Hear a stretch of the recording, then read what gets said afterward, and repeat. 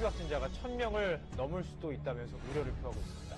주일 예배를 인터넷으로만 드리는 교회가 늘고 있고 대형 교회들이 주일 예배를 온라인 예배로 대체하기로 했고 교회 설립 40여 년 만에 처음입니다. 주일 예배까지 바꾼 겁니다. 한국전쟁과 일제의 압박 속에서도 이어져 온 예배와 전통마저 흔들막던 코로나19의 공포가 전국을 휘감고 있습니다.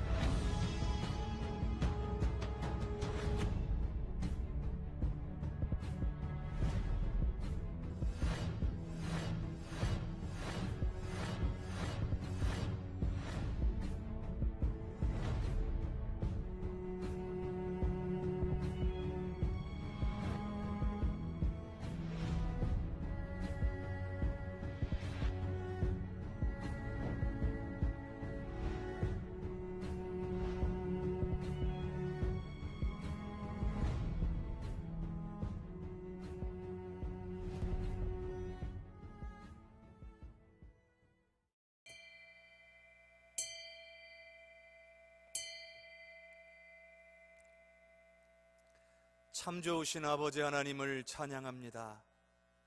2020년 한 해를 보내고 2021년을 맞이할 수 있는 중요한 신간에 우리 하나님 앞에 예배 올려드리게 하심을 감사드립니다. 주님 앞에 함께 모여 송구영신 예배로 올려드리는 귀한 믿음의 백성들 가운데에 임하여 주시옵소서. 우리가 올려드리는 회개의 기도, 감사의 기도를 받으시고 주님께서 기뻐하시며 은혜 내려 주시옵소서. 주님께만 모든 영광 올리기를 간절히 소원하옵고 예수 그리스도의 이름으로 기도하옵나이다. 아멘. 찬송 301장 지금까지 지내온 것 함께 찬양 드리겠습니다.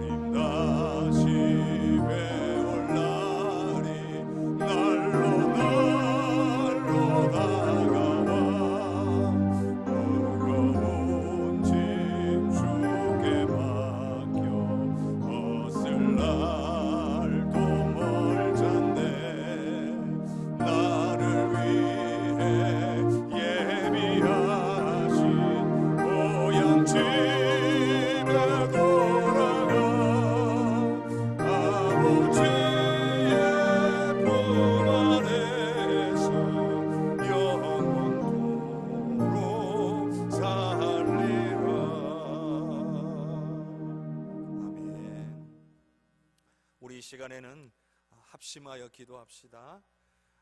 먼저 주님 앞에 지난 1년간을 돌아보며 회개하는 기도의 시간을 가집시다.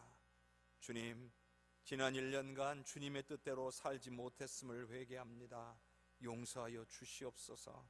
주님 앞에 약속한 일들을 지키지 못하고 내 뜻대로 살았음을 회개합니다. 용서하여 주옵소서. 더욱 주님 바라보고 붙들고 의지해야 함에도 불구하고 내 힘과 능력으로 살았던 모든 것들을 회개하오니 용서하여 주시옵소서. 우리 시간 한번 주여 한번 부르고 우리 다 같이 동성으로 회개하며 기도하겠습니다. 주여, 은혜가 풍성하신 아버지 하나님, 지난 1년간 주님의 뜻대로 살지 못했음을 이 시간 회개하며 기도합니다. 주님의 강하신 팔로 붙잡아 주시기를 아버지의 은혜로 살았음에도 불구하고 주님을 더욱더 의지하지 못하고 주님 앞에 엎드리지 못했으며 주님을 찾지 아니하였던 것을 용서하여 주시옵소서. 코로나19를 핑계로 더욱더 하나님 앞으로 나아가지 못했지 어쩔 수 없는 거라고 핑계대며 아버지 게으르고 나태한 신앙의 삶을 살지 않았는지 주여 용서하여 주시옵소서. 아버지여, 내 힘과 능력을 의지함으로 아버지 하나님을 의지하지 않고 살았음을 용서하여 주시옵소서. 주님, 정말 이 땅과 민족을 위해 기도하지 않았음을 용서하여 주시옵소서. 주님의 그 귀하신 놀라운 일들을 바라보지 아니하고 아버지 하나님, 정말 내 힘과 능력과 내 힘으로 할 수 없는 것을 바라보고 쉽게 낭망하고 아버지 낙심하며 살진 않았는지 돌아보게 하십니다. 주님 용서하여 주옵소서. 아버지, 나의 부정함과 나의 허물만함을 아버지 용서하여 주시옵소서. 아버지, 주의 은혜로 아버지 하나님 어루만져 주시기를 원합니다. 깨끗하고 온전하게 하여 주시옵소서. 주님의 일들이 우리 가운데 이루어질 수 있도록 하나님이 역사하여 주시고 인도하여 주시옵소서. 오 주님, 함께하여 주옵소서. 주님, 우리의 연약함을 회개합니다. 주님의 귀하신 손을 의지하지 아니하였음을 회개합니다. 나라와 민족을 위해 더욱 깨어 기도하지 못하였음을 회개합니다. 내 뜻대로 살며 주님을 의지하지 못하였음을 회개합니다. 철저하게 주님 앞에 엎드리지 못하였음을 회개합니다. 주님 용서하여 주시옵소서. 이 시간 주님의 은혜로 우리를 어루만져 주시며 우리가 진실로 자백한 모든 죄와 허물을 사하여 주시는 줄로 믿습니다. 주님, 2021년에는 주님 앞에 더욱더 주님을 의지하며 주님 찾고 살기를 원하오니 성령이여 도와 주시옵소서. 예수 그리스도의 이름으로 기도하옵나이다. 아멘. 계속해서 한 번 더 합심하여 기도하겠습니다. 감사의 기도를 드립시다. 주님, 지난 한 해간 이렇게 어려운 상황 가운데서도 생명을 보존하시고 건강을 지켜주시고 산업과 자녀들을 지켜주시고 인도해 주심에 감사를 드립니다.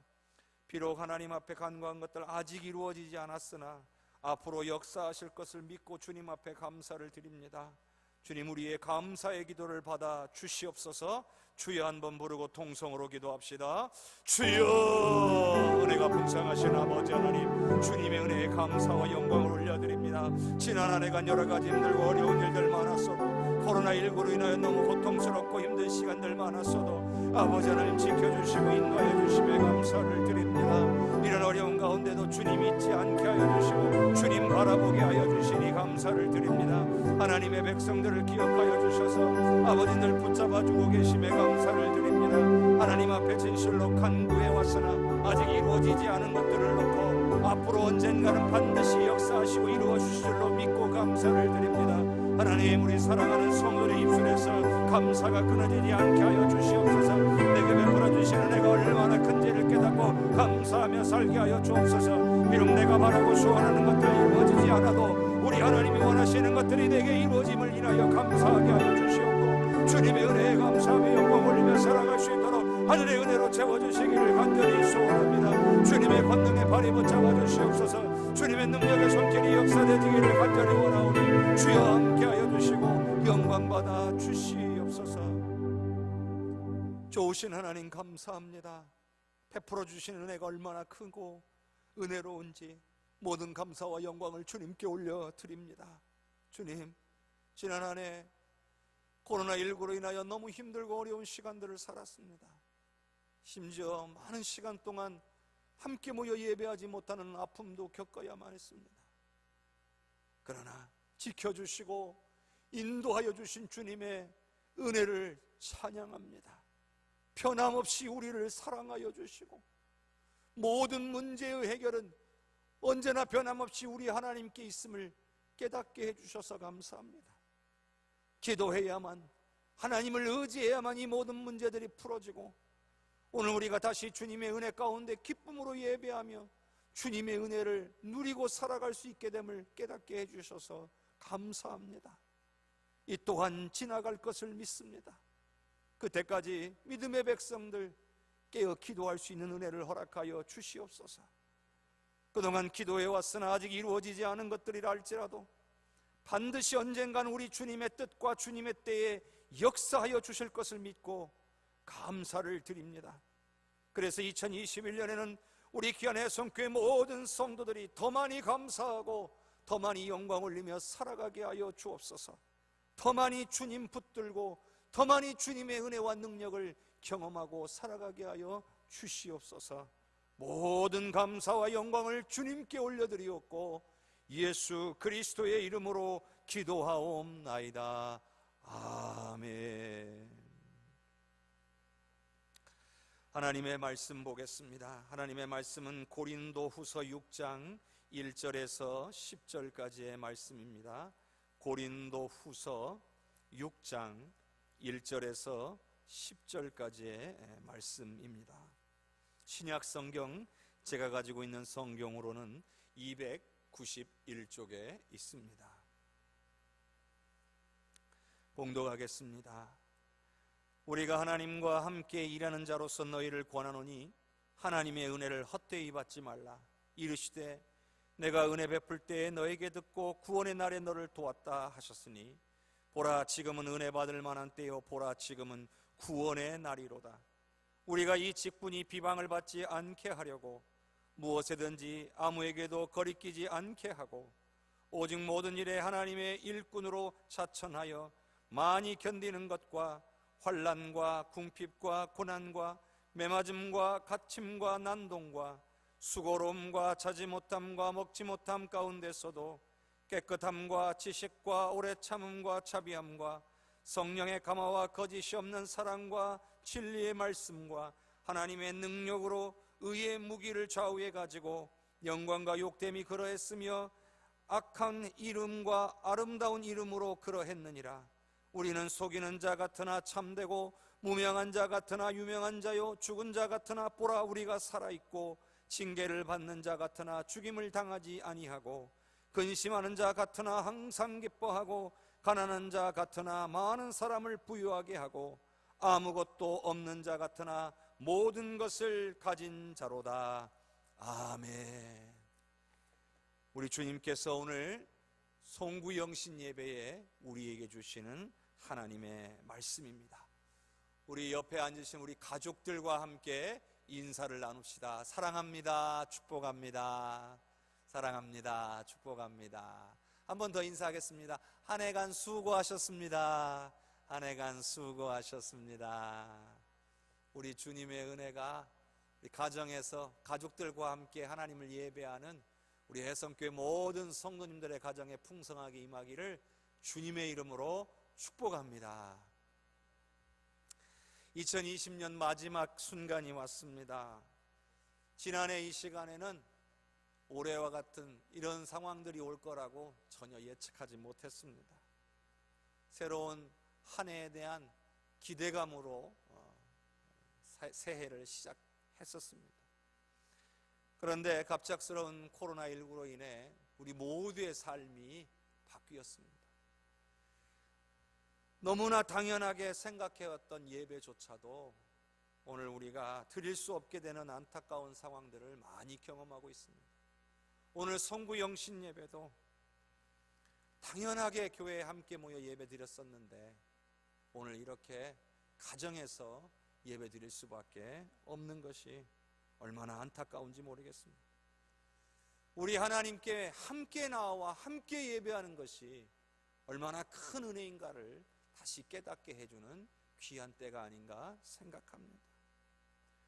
성도 여러분, 한 해를 돌아보시면서 어떤 생각을 하고 계십니까? 올 한 해에는 우리 하나님의 은혜와 사랑을 얼마나 많이 체험하셨습니까? 제가 늘 말씀드렸지만 하나님의 은혜를 깨닫고 그것을 기억하는 것은 너무나 중요합니다.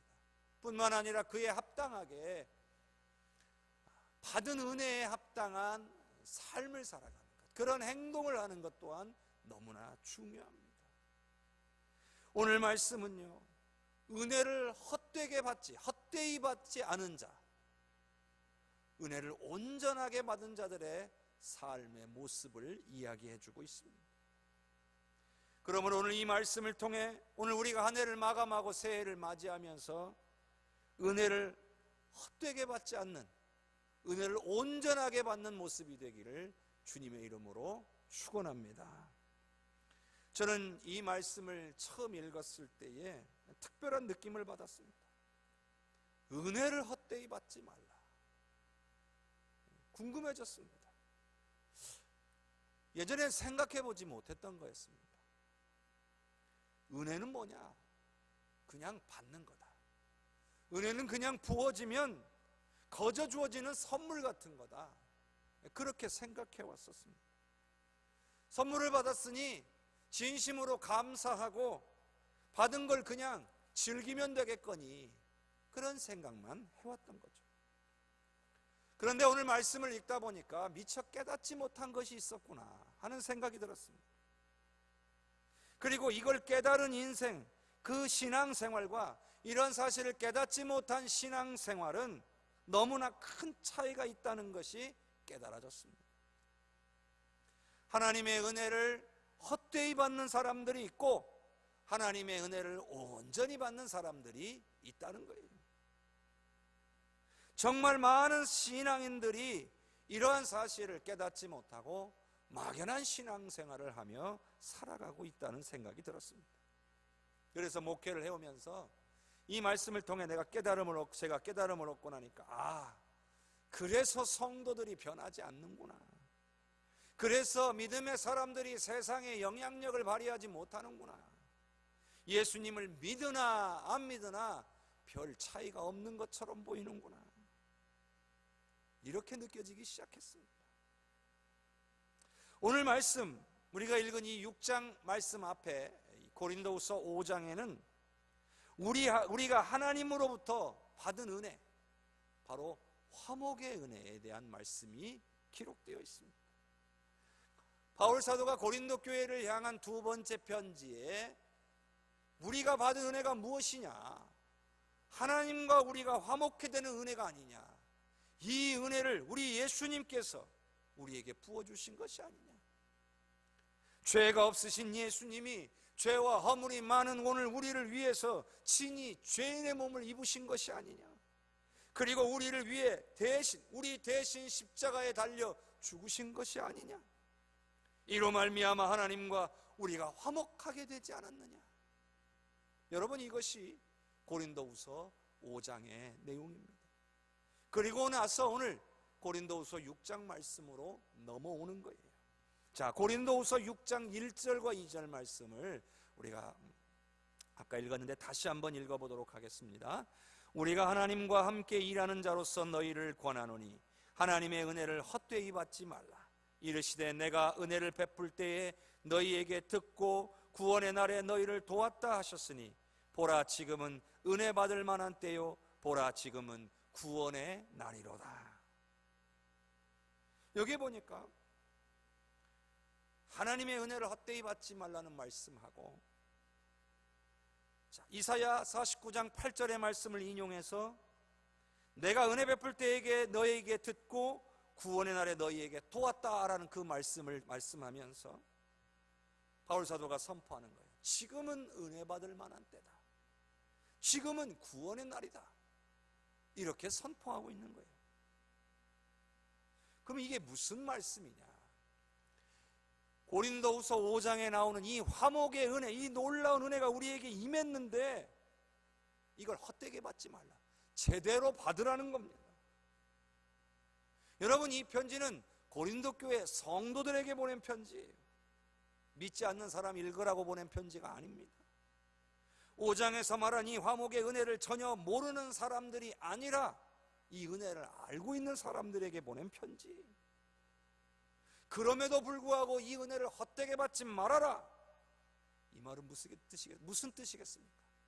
화목의 메시지는 믿었지만 그들이 그 믿음대로 행동하지를 않았다는 겁니다. 여러분, 믿음하고 행동은 절대로 이렇게 분리될 수 없는 겁니다. 믿음이 있으면 믿음 있는 행동이 나오는 것이고, 믿음이 없으면 믿음 없는 행동이 나오는 거예요. 화목의 은혜를 머리로만 깨달은 것이 아니라 이것을 진정으로 믿고 받아들였을 때에는 그에 합당한 행동이 삶에서 나타나게 되어 있다는 거예요. 바울 사도는 그걸 강조하는 거예요. 너희가 그걸 깨달았다면 그에 합당한 믿음의 열매, 그런 삶을 사는 것이 마땅하다는 겁니다. 이사야 49장 8절의 말씀을 인용해서 내가 은혜 베풀 때에 너희에게 듣고 구원의 날에 너를 도왔다, 이 말씀을 바울 사도가 인용한 것은, 자, 구약 성경에 기록된 이사야서의 말씀대로 이제 이루어졌다, 이 사실을 이야기한 겁니다. 너희들도 인정하지 않느냐? 예수 그리스도가 이런 구원의 은혜를 우리에게 베풀기 위하여 오셨고 그 일을 이루셨다는 사실을 알지 않느냐? 그게 이 성경에 있는 말씀대로 지금 이루어졌다는 거다.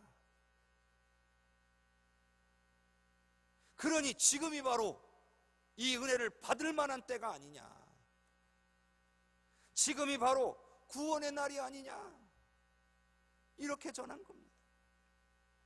말씀대로 이루어진 일이니까 이것을 확실하게 믿고 받아들이라는 거예요. 그냥 어영부영 이런 신앙생활이 아니라 진실된 믿음을 가지라는 거예요. 긴가민가한 신앙은 여러분 온전한 신앙이 아닙니다.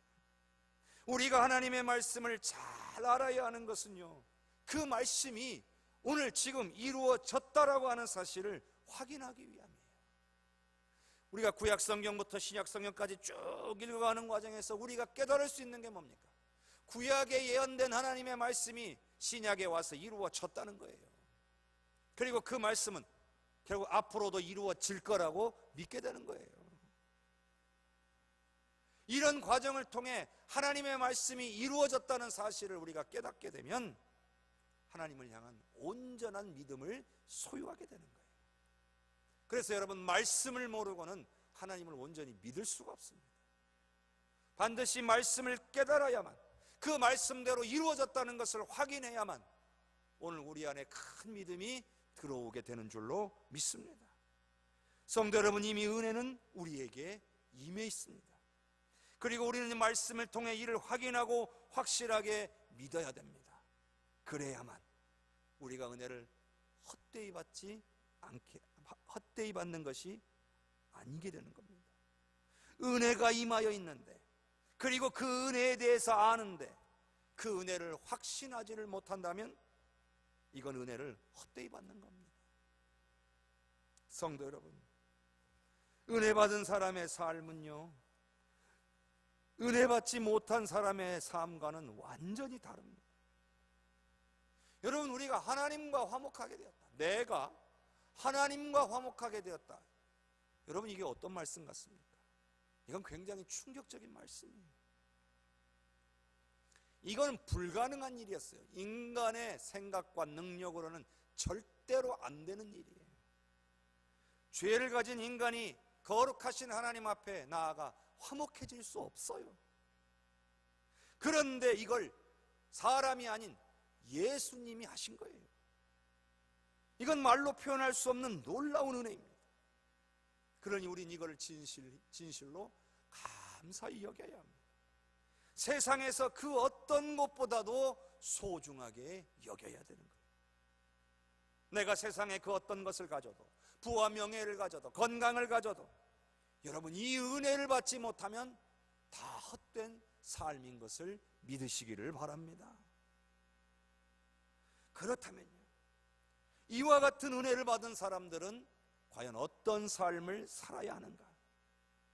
바로 이 화목해 하는, 이 화목의 복음과 관련된 삶을 살아야 돼요.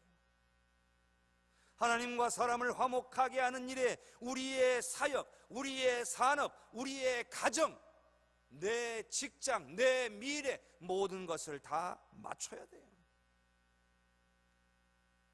우리가 주의 일을 한다고 하면서요, 거기에 화목의 복음이 사라져버리면 그건 사역이 아닙니다. 그건 주의 일을 하는 게 아니에요. 자녀를 양육하는 것 역시 자녀들에게 화목의 복음이 들어가도록 하는 것을 우리의 최우선으로 여겨야 되는 거예요. 자녀가 성공하고 부자가 되어도 화목의 은혜를 누리지 못하면 이는 실패한 거예요. 자녀가 살면서 하나님과 친밀한 관계를, 즉 화목한 관계를 누리고 하나님의 은혜 안에, 하나님의 도우심 안에, 하나님의 이끄심 안에 살아가면서 하나님이 원하시는 일을 감당하고 살아야 진정으로 은혜 받은 자요 성공한 사람인 거예요. 그러니 우리의 자녀들이 화목해하는 자로 살 때에 바로 은혜를 헛되이 받지 않는 것이 되는 줄로 믿으시기를 바랍니다.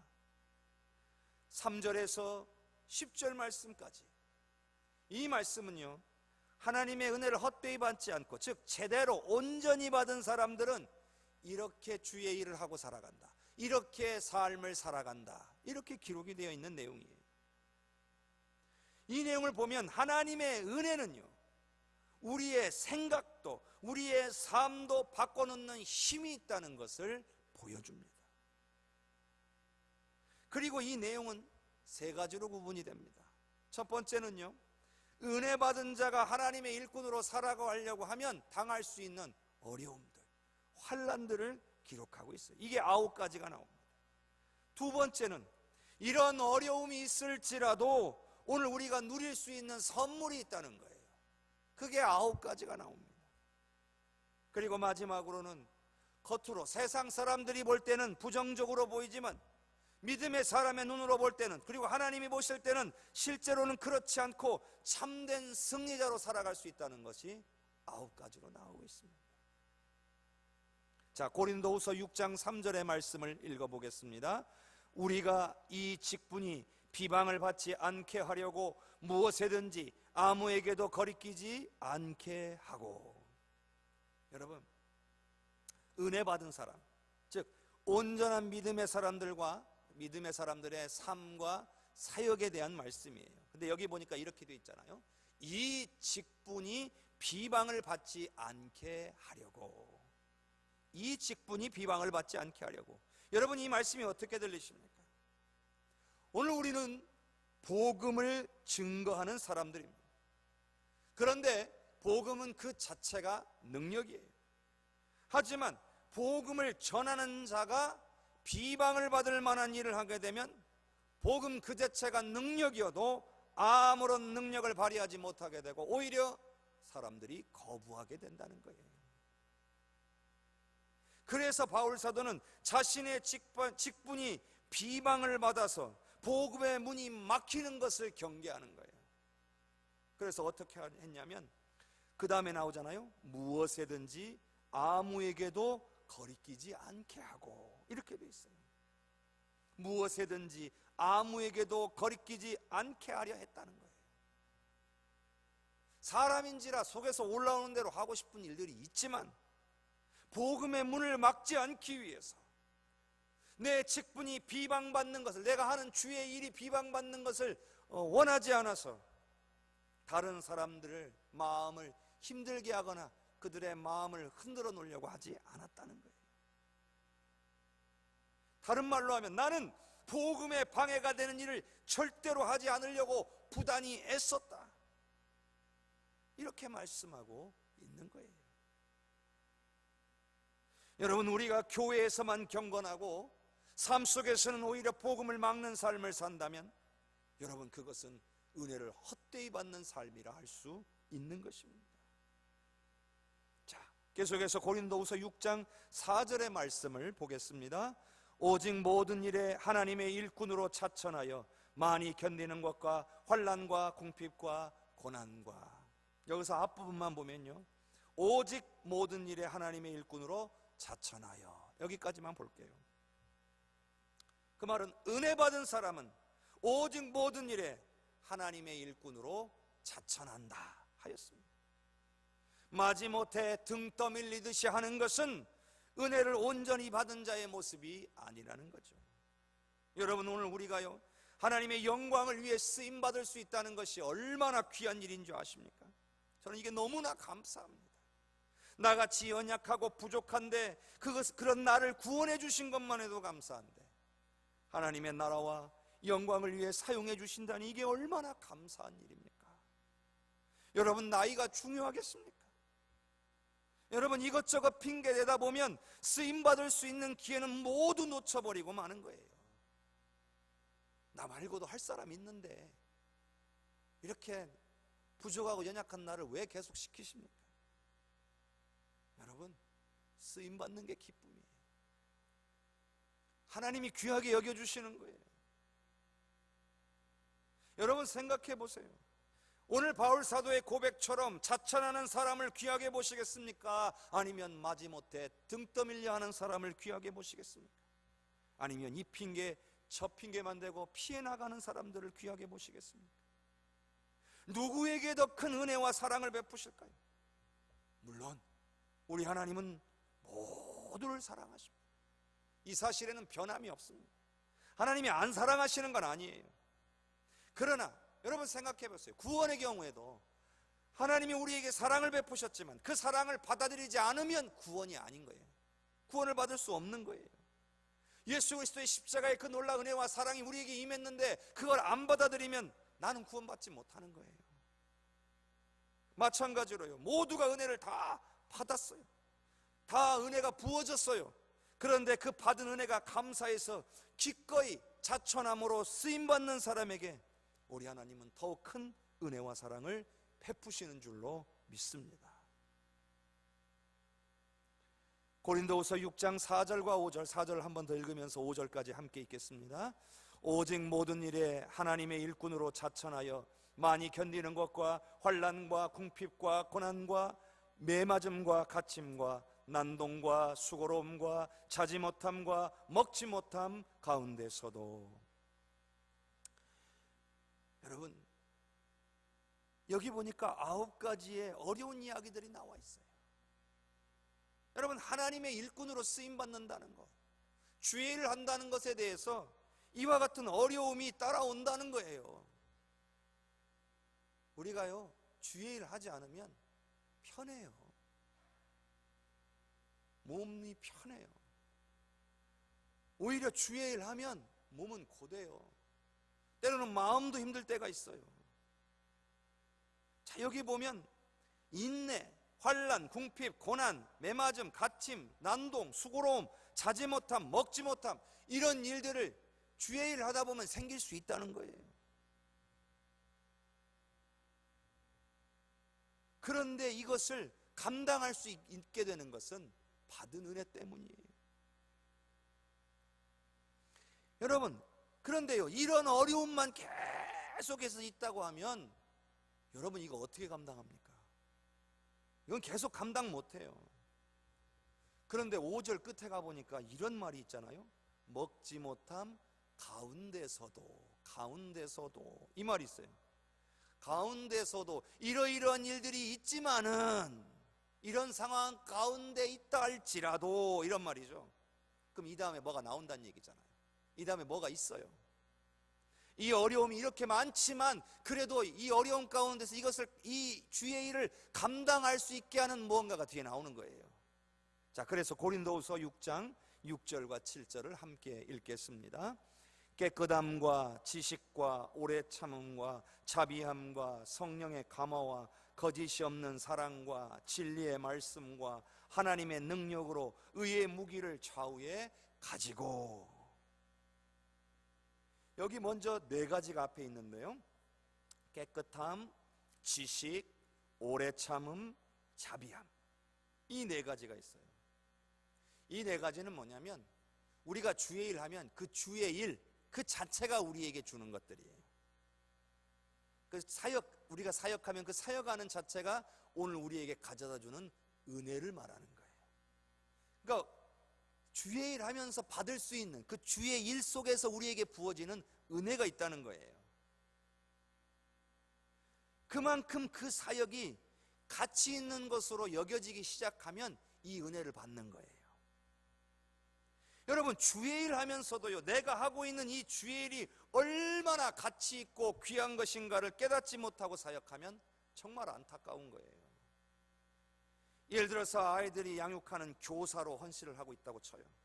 그런데 아이들을 신앙으로 양육하는 게 얼마나 중요한 것인가를 깨닫지 못하고 사역하면 그건 고통이고 괴로운 일이에요. 얼마 못 가서 내려올 수밖에 없어요. 그런데 아이들을 양육하는 것의 가치와 기쁨을 깨닫게 되면 아무리 힘들어도 감당하게 되어 있는 거예요. 여러분 생각해 보세요.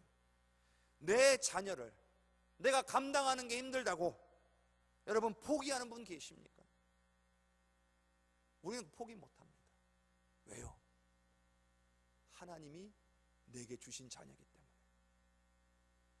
우리에게 맡겨주신 생명들도 내가 그냥 맡은 거 아니에요. 교회가 시키니까 맡는 거 아니에요. 하나님이 내게 맡겨주신 귀한 생명들인 거예요.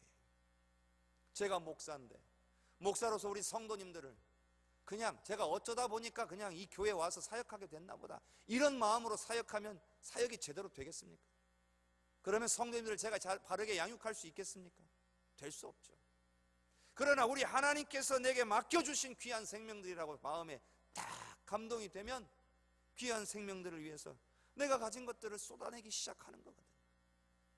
모든 게 마찬가지예요. 결국은 내가 감당하고 있는 주의 일의 가치와 의미를 깨닫는 게 얼마나 중요한지를 알 수 있는 거예요. 그런데 우리 바울 사도는요, 그걸 깨달은 거예요. 자신에게 주어진 이 사역이 얼마나 귀한 것인지를 깨달았어요. 그래서 자신의 모든 것을 내려놓고 오로지 주를 위해, 주께서 맡겨주신 이 사명을 위해 모든 일들을 감당했던 거예요. 성도 여러분, 2021년에 우리 귀한 성도님들이 감당해야 될 사역이 얼마나 귀한지 깨닫는 은혜가 임하기를 주님의 이름으로 축원합니다. 자, 이렇게 네 가지가 나왔고요. 또 네 가지를 더 이야기해 보겠습니다. 거짓이 없는 사랑, 진리의 말씀, 하나님의 능력, 의의 무기, 이렇게 네 가지가 나와 있어요. 근데 이건 여러분 네 가지는 영적인 도구입니다. 하나님으로부터 주의 일꾼들에게 부어지는 것들입니다. 사역을 하다 보면, 하나님의 은혜를 받기 시작하면 이 은혜들이 깨달아집니다. 깨달아지기 시작하면 이것이 우리의 능력이 됩니다. 그래서 어떠한 환난도 이겨내고 어떤 공격도 막아내는 능력이 되는 거예요. 우리가 주의 일 하다 보면 힘들고 어려울 수밖에 없다고 하잖아요. 앞에 나오는 것처럼 그 9가지의 어려운 일들이 생기는데 이걸 뭘로 이겨냅니까? 이러한 영적인 도구로 이겨내야 되는 거예요. 그래서 하나님으로부터 공급되어지는 이 영적인 은혜를 받아야 됩니다. 그래야 그 능력으로 사역해야 그런 어려움 가운데 넘어지지 아니하고 기쁨으로 사역을 감당하게 되는 거죠. 여러분, 주의 일꾼들이 이 은혜를 누리지 못하면 얼마 가지 않아서 포기하고 마는 거예요. 우리가 이 시간에 돌아볼 수 있었으면 좋겠어요. 나에게는 이런 영적인 도구들이 있는가? 이 영적인 도구들이 지금 나의 능력이 되고 있는가? 돌아보는 귀한 시간이 되시기를 바랍니다. 만일 없다면 오늘 이 시간이 그 은혜를 사모하는 시간이 되기를 바랍니다. 자, 제가 8개를 이야기했는데 하나를 건너뛰었습니다. 중간에 있던 거 하나를 빼고 넘어왔어요. 그게 마지막 하나입니다. 바로 성령의 감화를 누려야 합니다. 주의 일을 감당하면서 느낄 수 있는 온갖 어려움들을 능히 감당할 수 있는 능력을 주는 것은 바로 성령님이셔요. 사역 자체가 주는 그러한 은혜와 기쁨을 깨닫게 하시는 것도 성령이고요, 하나님으로부터 부어지는 이 놀라운 영적 도구를 깨닫게 하고 그것을 누리게 하는 것 또한 성령의 역사인 것이죠. 그러니 성령님의 도우심 없이는 누구도 주의 일을 온전히 감당할 수 없는 거예요. 사역자라면, 사명을 받은 자라면 반드시 성령의 도우심을 구해야 할 줄로 믿습니다. 그래서 은혜를 받아야 되는 거예요. 주의 일 하다 보니 너무나 지쳤고 의욕도 없고 쉬고 싶은 마음이 들어왔다면 우리는 성령의 도우심을 구해야 되는 거예요. 담임 목사가 목회하다가 지쳤어요. 하나님, 저 의욕도 좀 떨어졌고요, 솔직히 좀 쉬고 싶어요. 그래서 저 내일부터 담임 목사 안 할랍니다. 이러면 되겠습니까? 그래서는 안 되는 거죠. 그러면 어떻게 해야 돼요? 성령님, 저 너무 힘들어요. 지쳤어요. 의욕도 없어요. 쉬고 싶은 마음도 들어요. 그러나 성령님, 제게 힘을 주세요. 능히 감당할 능력과 기쁨을 주세요. 구해서 받아야 되는 거예요. 그리고 그 능력과 기쁨으로 사역 다시 해야 되는 거예요. 그것이 오늘 우리에게 부어진 하나님의 은혜인 거예요. 여러분, 바울 사도는 성령 충만한 사역자였어요. 그렇기 때문에 그 힘들고 어려운 사역의 길을 기꺼이 갈 수 있었던 거예요. 제가 일전에 한번 말씀드린 적이 있는데요, 제가 터키의 성지 순례를 갔을 때 바울 사도가 걸어갔을 것 같은 그 들판을 버스로 달린 적이 있어요. 어딘지 위치는 정확히 모르겠지만 분명히 그 들판을 가로질러 갔어요. 그리고 바울 사도가 넘어갔을 해발 4,000m 정도의 산의 옆을 버스로 지나갔어요. 어디로 넘어갔는지 모르지만 거기 산맥이 있는데 그 산맥이 평균 4,000m래요. 그거를 그 당시에 발로 걸어서 넘었어요. 그리고 복음을 들고 간 거예요. 이런 생각이 들었어요. 도대체 무엇이 바울 사도로 이 벌판을 걷게 했고 이 산을 넘게 만들었을까? 여러분, 받은 은혜 때문이에요. 바울 사도도 그렇게 고백했어요. 복음의 은혜 때문이었던 거예요. 그리고 성령의 이끄심과 도우심 때문이었던 거예요. 늘 공급해 주시는 사랑, 그 말씀의 능력이 이 모든 어려움들을 기꺼이 감당할 수 있게 해 준 거예요. 성도 여러분, 오늘 우리에게도 이 같은 은혜가 임하여 있음을 믿으시기를 바랍니다. 여러분, 은혜가 없는 게 아니에요. 은혜를 깨닫지 못한 것이죠. 이렇게 9가지의 어려운 상황 가운데서도 우리가 능히 이겨낼 수 있는 힘과 능력이라는 말씀인 거예요. 바울 사도는 그래서 주께서 맡겨주신 귀한 사명을 능히 감당할 수 있었대요. 마지막으로요, 세 번째로, 주의 일 하다 보면 여러분 오해를 받기도 해요. 때로는 그 때문에 내가 이거 잘하고 있는 건가? 내가 잘못하고 있는 건 아니야? 나 나름 열심히 주의 일을 한다고 했는데 왜 그렇게 안 봐주지? 왜 사람들은 이렇게 말하지? 근심이 되기도 하고요, 때로는 낙심이 돼서 포기하기도 합니다.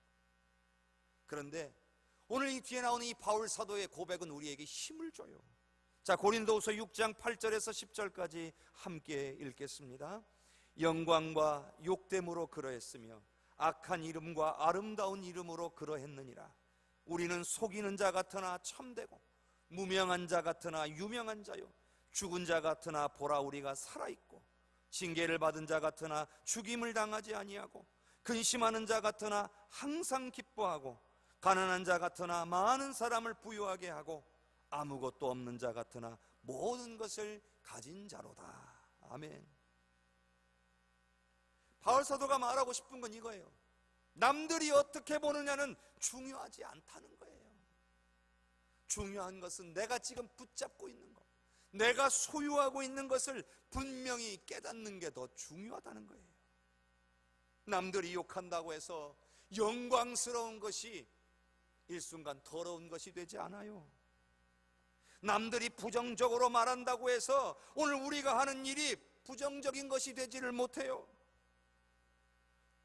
속이는 자, 남들을 미혹하게 하는 자로 오해받는다고 해도 오늘 우리는 진리를 가지고 있는 참된 자인 거예요.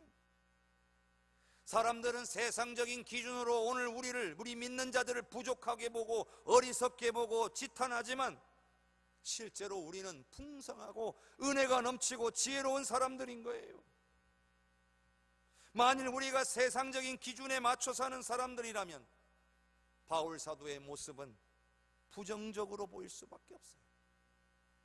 왜 인생을 저렇게 사나? 이렇게 소리를 들을 거예요. 그러나 오늘 우리가 하나님 나라 기준에 맞춰서 살며 성령의 인도함을 받는 사람이라면 바울 사도의 삶은 너무나 존경스럽고 아름답게 보일 거예요. 그래서 나도 바울 사도처럼 저렇게 살았으면 좋겠구나, 이렇게 사모하게 될 거예요. 그래서 우리가 받은 은혜를 깨닫는 게 너무나 중요해요.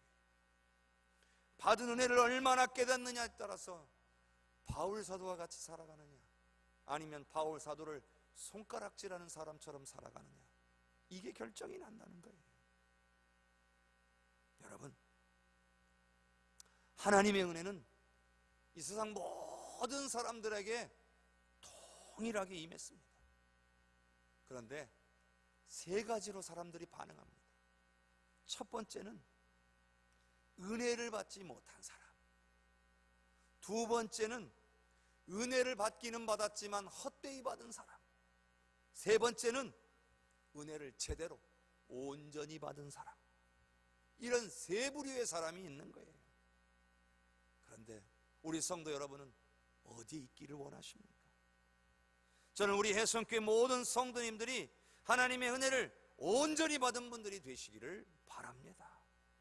그 은혜가 깨달아지고 그로 말미암아 스스로 자천해서 주의 일꾼이 되고, 어떤 환난과 어려움을 만나도 성령의 도우심과 은혜로 인해서 주님께서 맡겨주신 사명을 능력으로 감당하는 귀한 성도님들이 되시기를 간절히 소원합니다. 여러분, 코로나19로 위축되지 맙시다. 오히려 이러한 때에 나는 하나님의 은혜를 온전히 받은 자인가, 이걸 돌아보면서 더욱더 주님께로 한 발짝 나아갑시다. 그래서 하나님이 무슨 말씀을 하셨는가, 그래서 그 말씀이 어떻게 이루어졌고 앞으로 어떻게 이루어질 것인가, 이것을 깨닫기 위해서 2021년도에 하나님의 말씀을 적어도 1독 이상 하시겠다는 계획도 세워봅시다. 그리고 올해 여름부터 시작했던 가정예배 1년을 6개월 기간을 결산해 보니까 정말 성실하게 잘 들으신 분들도 계시고, 또 들으시다가 또 중간에 멈추신 분도 계시고, 들으셨는데 교회에다 안 알리시고 그냥 개인적으로 들으신 분도 계시고, 아예 한 번도 안 들으신 분도 계시고. 그런데 2021년에는 가정예배도 더 잘 드려봅시다. 그래서 오늘 우리가 받은 은혜에 합당한 삶을 살아가는 우리 능력 있는 성도들이 되시기를 간절히 축원합니다. 2020년 이 힘들고 어려운 상황 너무나 많이 수고하셨습니다. 힘들고 어려운 마음 있지만 주님의 은혜로 모든 것들을 이겨내시고 주님 부어주시는 기쁨으로 충만하시기를 바랍니다. 그리고 2021년에는 분명히 좋아질 겁니다. 그때까지 기도하며 말씀 안에 서며 주님의 능력으로 승리하신 우리 모든 성도님들 될 수 있기를 주님의 이름으로 축복합니다. 은혜를 온전히 받는 자들이 되시기를 축복합니다. 기도하겠습니다. 우리 이 시간 한번 기도할 때에 오늘 주신 말씀을 먼저 생각하면서 묵상하며 기도했으면 좋겠습니다. 하나님, 지나온 삶을 돌아보며 내 안에 은혜를 온전히 받은 것인지 되돌아보지 못했습니다. 나는 정말 은혜를 온전히 받은 사람인가, 아니면 헛되이 받은 사람인가, 이 시간 묵상하며 기도하기를 원합니다. 주님, 나의 마음 만져주시옵소서. 그리고 성령의 도우심을 구하여 주님의 은혜를 깨닫고 은혜를 온전히 받은 사람답게 주님 주신 사명을 감당하며 살아가는 오늘 우리가 되기를 원합니다. 주님, 성령님, 이 시간 내 마음을 만져 주시옵소서. 잠시 묵상하며 우리 이 시간 자신을 돌아보는 시간을 갖겠습니다.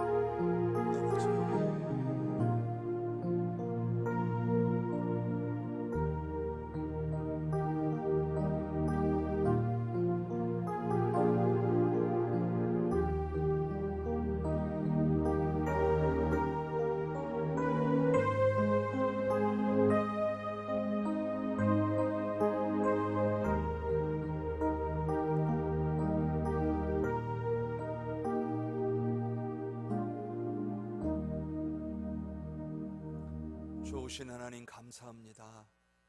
우리가 받은 은혜가 얼마나 큰데 깨닫지 못해서, 감사하지 못하고 깨닫지 못해서 주님 원하시는 삶의 모습으로 행하며 살지 못했음을 용서하여 주시옵소서.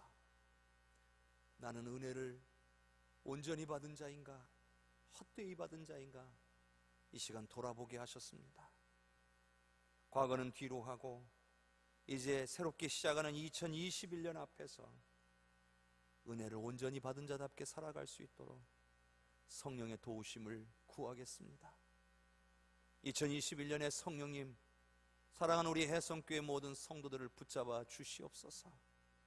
그래서 하나님이 주신 은혜가 깨달아지고 주님의 영광을 위하여 기꺼이 자천하는 마음으로 헌신하게 하시오며, 주님의 은혜를 구하여 어떤 상황과 어려움 가운데서도 그 능력으로 이겨내게 하여 주시옵고, 우리 하나님의 영광을 위해 살아가는, 기쁨과 충만함으로 살아가는 우리 해성교회 모든 성도들이 되게 하여 주시옵소서. 우리 함께 모여 가정에서 송구 영식 예배를 드리는 모든 믿음의 백성들과 이 시간 함께 영상으로 예배 드릴 수 없어서 그저 주님 앞에 기도로 엎드리는 믿음의 백성들, 하나님 우리 해성교회 모든 성도들 붙잡아 주시옵소서. 2020년 잘 마감하고 2021년 주님의 은혜를 기대하며 더욱 주님 앞으로 나아가 말씀의 능력으로 굳게 서는 하나님의 귀한 백성들이 되게 하여 주시옵소서. 주님의 은혜를 찬양합니다. 주님 홀로 영광받아 주시옵소서. 예수 그리스도의 이름으로 기도하옵나이다. 아멘. 2020년 여러 가지로 많이 힘들고 어려운 일이 있었지만 우리 영상을 하나 준비했습니다. 우리가 과거의 우리의 예배의 모습과 우리가 함께 행했던 행사들, 이런 것들과 또 올 한 해 우리가 어떻게 하나님 앞에 예배했던가 하는 것들을 한번 돌아보며 돌아보는 시간을 갖도록 하겠습니다. 그때는 알지 못했죠. 우리가 무얼 누리는지. 거리를 걷고 친구를 만나고 손을 잡고 껴안아주던 것, 우리에게 너무 당연한 것들. 처음엔 쉽게 여겼죠. 금세 또 지나갈 거라고. 봄이 오고 하늘 빛나고 꽃이 피고 바람 살랑이면은 우린 다시 돌아갈 수 있다고. 우리가 살아왔던 평범한 나날들이 다 얼마나 소중한지 알아버렸죠. 당연히 끌어안고 당연히 사랑하던 날 다시 돌아올 때까지 우리 힘껏 웃어요. 잊지는 않았잖아요. 간절히 기다리잖아요. 서로 믿고 함께 나누고 마주보며 같이 노래를 하던 우리에게 너무 당연한 것들. 우리가 살아왔던 평범한 나날들이 다 얼마나 소중한지 알아버렸죠. 당연히 끌어안고 당연히 사랑하던 날 다시 돌아올 거예요. 우리 힘껏 웃어요.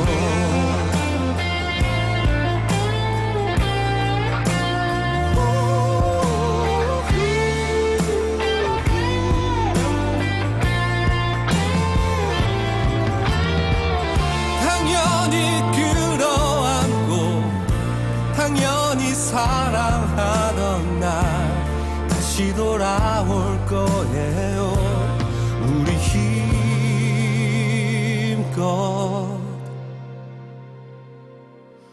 웃어요.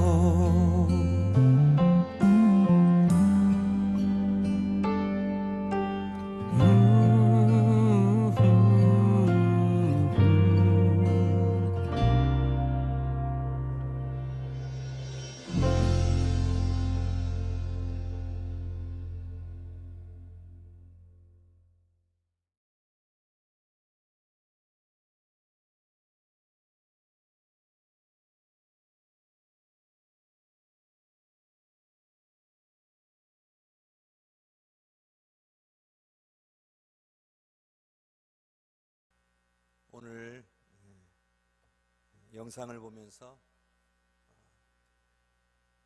2020년의 모습 그리고 뒷부분은 2019년의 모습이었어요.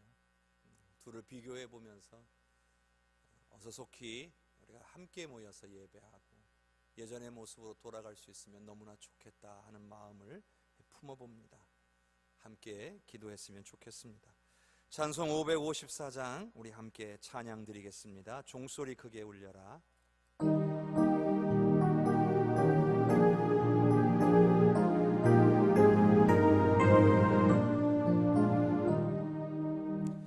종소리 크게 울려라. 전무 그네가 가는데 옛 것을 울려 보내고 새 것을 맞아 들이자. 시기와 분쟁 옛 생각 모두 다 울려보내고 순결한 삶과 새 맘을 함께 맞아 그리자. 그 흉한 질병 고통과 고난이 없는 감욕과 전쟁을 울려보내고 평화를 맞아 그리자. 기쁨과 넓은 사랑과 참 자유의 행복 누리게 이 땅의 어둠 보내고 주 예수 맞아 그리자.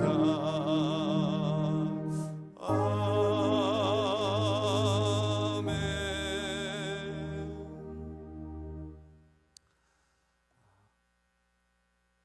2020년 송구영신 예배 우리가 함께 모여 예배할 수는 없었지만 가정에서도 온 마음으로 우리 하나님을 예배하는 우리 귀한 성도님들을 주님의 이름으로 축복합니다. 2020년 너무나 많이 수고하셨습니다. 2021년에 우리 하나님께서 풍성한 은혜로 채워주시고 또 힘들고 어려웠던 것들 다 갚아주시고 은혜 베풀어 주실 줄로 믿습니다. 항상 주님 바라보고 의지하고 또 함께 모여서 예배할 수 있는 날이 속히 올 수 있도록 기도 많이 해주시기를 부탁합니다. 주님의 은혜와 사랑과 만지심이 2021년 우리 해성교회 모든 성도님들의 가정에 충만하게 부어지기를 주님의 이름으로 축복합니다. 기도하겠습니다. 사랑과 은혜가 풍성하신 아버지 감사합니다. 사랑하는 우리 해성교회 성도들을 축복합니다. 이 힘들고 어려운 상황 가운데서도 교회를 염려하고 나라와 민족을 염려하는 깨어 기도하는 믿음의 용사들을 기억하시고 은혜 주시옵소서. 우리 하나님의 사랑은 변함이 없음을 믿사오니 이미 임하여 있는 은혜를 깨닫고 주님을 붙들고 의지하여 그 주님께서 베풀어 주시는 능력으로 모든 어려움들을 이겨내고 승리하는 하나님의 귀한 백성들이 되게 하여 주시옵소서. 절대로 은혜를 헛되이 받지 않게 하여 주시고 기쁨으로 주신 사명 차천하여 감당하고 성령의 충만함을 받아 성령의 능력으로 승리하는 귀한 믿음의 백성들이 되게 하옵소서. 2020년을 이렇게 마감합니다. 그리고 2021년을 맞습니다. 새해에는 하나님 코로나19가 종식되게 하시고 더 뜨거운 열정으로 주님을 예배하게 하시고 더욱더 말씀을 사모하는 믿음의 백성들이 되게 하여 주시옵소서. 단 한 생명도 주님에게서 떠나거나 멀어지는 자가 없도록 은혜 베풀어 주시옵소서. 지금은 우리를 구원하신 예수 그리스도의 은혜와 하나님 아버지의 놀라운 사랑과 성령님의 역사하시고 교통하시는 은혜가 내게 베풀어 주신 은혜가 얼마나 큰지를 깨닫고 은혜를 헛되이 받지 않기 위하여 성령의 도우심을 구하여 그 능력으로 모든 어려움과 환난을 이기고 악한 원수막의 공격을 물리치고 주께서 맡겨주신 귀한 사명을 기쁨과 능력으로 감당하기를 소원하는, 그래서 주님 앞에 엎드리는 우리 귀한 해성교회 모든 성도들 위해 2021년 귀한 성도들의 삶 위에, 그 가정 위에, 산업 위에, 우리 해성교회 위에, 나라와 민족과 열방 위에 이제로부터 영원토록 함께 계시옵기를 간절히 축원하옵나이다. 아멘.